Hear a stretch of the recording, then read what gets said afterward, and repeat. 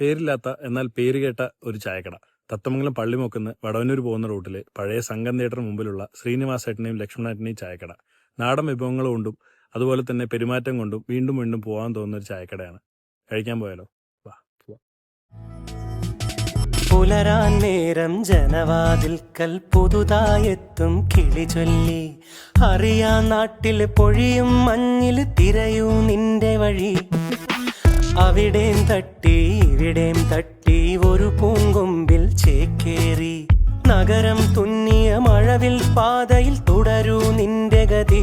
രാവ് പകലോരോ നേരത്ത് ഓർമ്മയുടെ ഓളം നീന്തിട്ട് ഓടി അരികാ